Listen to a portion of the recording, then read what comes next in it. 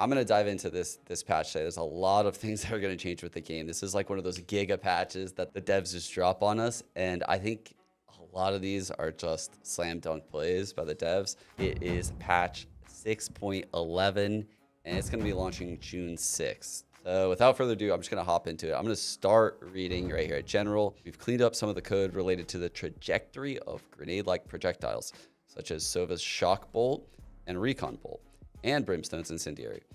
There should be no net difference, but if we end up missing anything, let us know. No changes are intended. Your lineups shouldn't change. How they like travel through the sky might change, but where they land shouldn't change. We've upgraded the sound generation engine in the game. This covers all sound except for the voice chat and the teaser videos in the collection. Again, if we've done our job right, you should notice nothing different. But please let us know if you see, hear anything unexpected. So, I mean, if you've upgraded it, shouldn't things sound different? It's a little bit scary. Sound is super important, obviously, but I definitely trust the devs. Okay, so this is like the meat and potatoes coming up. Agent updates, Viper, fuel regeneration, reduced regeneration time per second from 5% to 3.3%. So essentially what this is saying is, you know, like every second you would gain 1/20th of your fuel back. So after 20 seconds, you get your full amount back. Now it's, you know, like it's going to take 30 seconds because you're only getting 3.3% per second regenerated. That's a little important because I believe you need like 25% fuel to actually use the toxins. So even though, you know, like this might just look like a number like this, the reason why they did this and this is because of that restriction that I just talked about. You need to be at a specific percent before you can actually activate your items as Viper. I'm going to keep it real. I think this is a massive nerf to Viper at the pro level. It might not be too noticeable in games in ranked because you don't really need to draw out games in ranked all that much. You can see if you have both of the things equipped, both the toxin screen and the poison cloud, your maximum duration is only 10 seconds. Individually, it's 15 seconds. Now, this already made Viper not that great as a controller, but she was insane as a second controller. So much so that the Harbor Viper comps in BCT Americas are like out of control, right? It feels like Viper is a second controller in almost every map now in the game, or at very least could be run as a second controller. I mean, we've seen it on Ascent, we've seen it on Haven, which are maps you typically didn't see Viper a lot on. We obviously see her on Bind. We see her sometimes on Split, obviously as like lurkers towards the A site. We see her on Lotus. She's literally put on like every map, right? Even the map that was taken out Icebox, you would see Viper on there. You'd Breeze, you see Viper there too. So there needs to be a nerf made to Viper, but at the pro level, Viper wasn't strong enough typically to be the solo controller of the team. And this will really, really hurt her. Her uptime for her abilities just is not that great. And the downtime now is significant.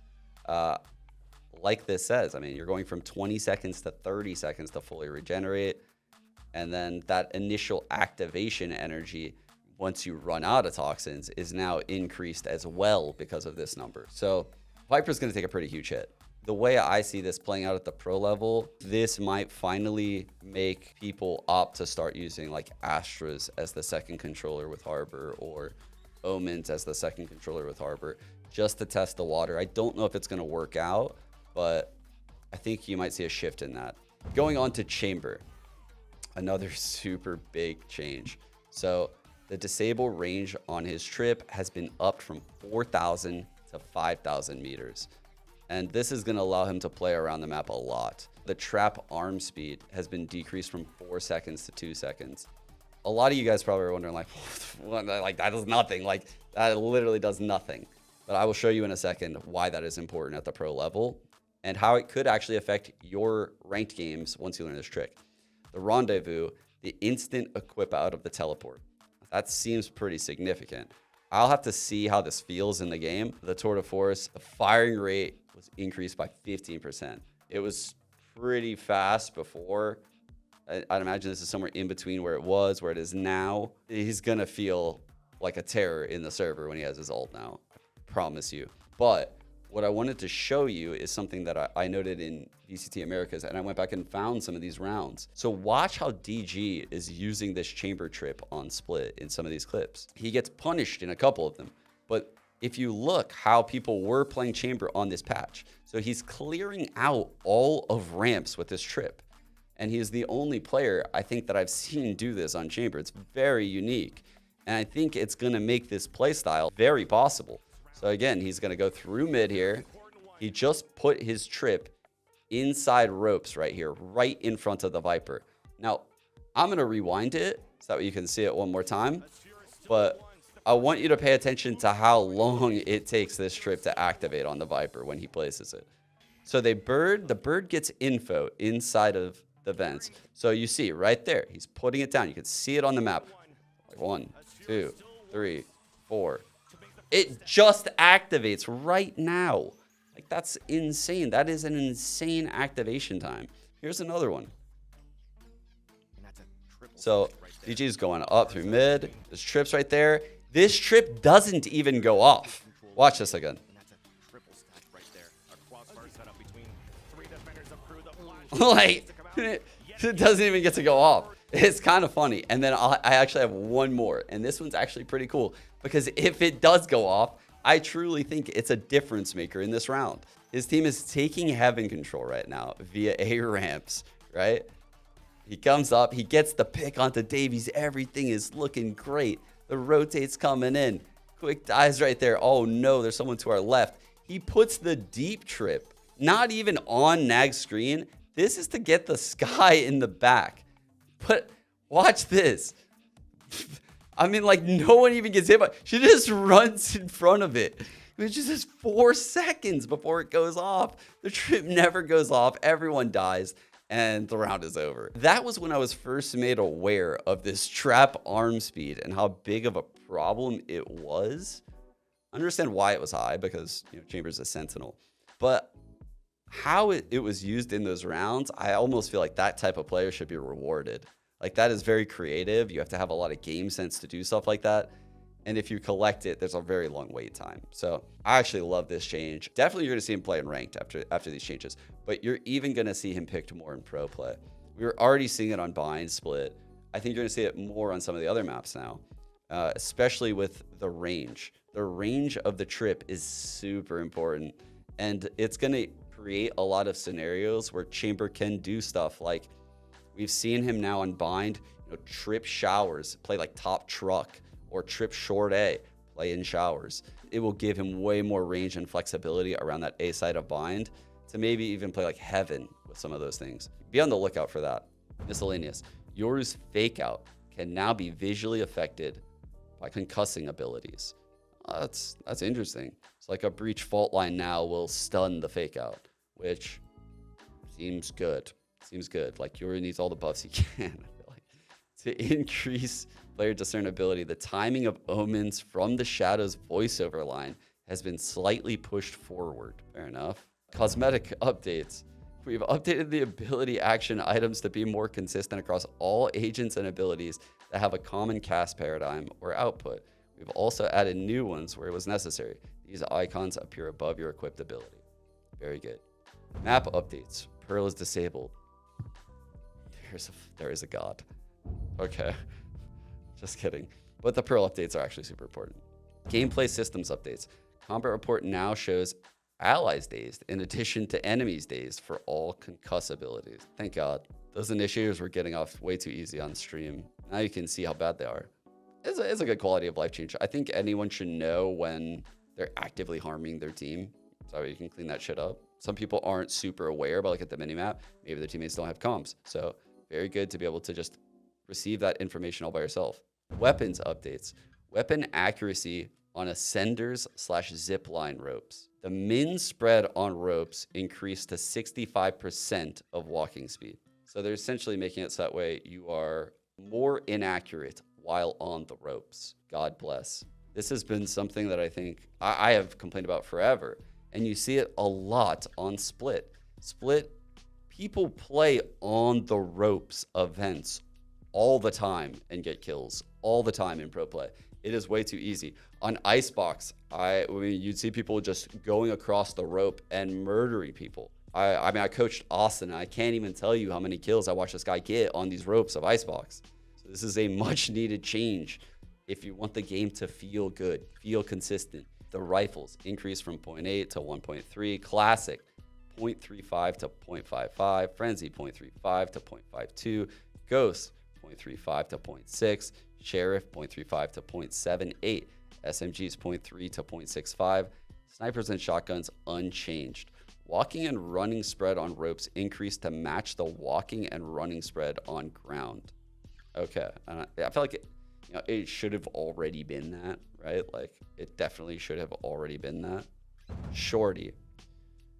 Here is the next big change. Man, this is such a good patch. Shorty. Reserve ammo adjusted from 10 to 6. I really don't think this is like that big of a thing at pro level. I could see how it would be something maybe in like lower tiers of ranked. I don't think the Shorty should have ever had 12 bullets. The price adjusted from 150 to 300. This is the biggest change in my opinion, and one that was greatly needed. I don't think every player in pro play should be running around with a Shorty as their secondary, but it was so cheap and the value was so high that everyone was doing it.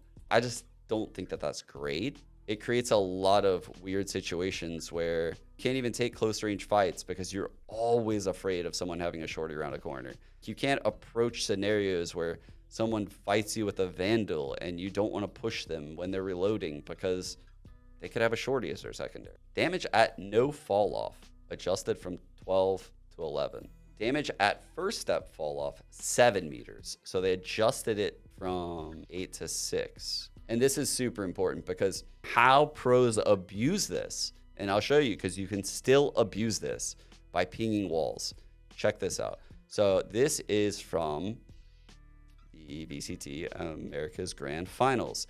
And it's something that I noticed Osbus do. And I was like, wait a second. So you can see, this is off of like a B fake. He's coming across mid.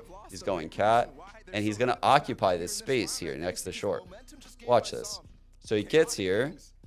And this is what pro players do. They ping areas to get the optimal distance, so that way all of their pellets will go in the same spot. Now, Osbus just got a little bit unlucky because he's trying to move to find the perfect spot. And I'll show you in the range in a second, but you can see he's trying to get this spot where he's right at, like chest level. And all of these bullets will connect if he's at this right distance. And he knows this, but he's moving. So it gets slightly inaccurate, and that's what cost him his life. If he just crouched and stood still, I promise you he gets that kill. So he was probably about like 6 meters away. And he essentially is just crouching here like this, aiming at like this spot of a model. And you can see it does 168. This is just melting people, 216. But unfortunately for Osbus, he like moved a little. And so it probably did like 120 like that, right? If one of those pellets doesn't connect, I don't kill that player.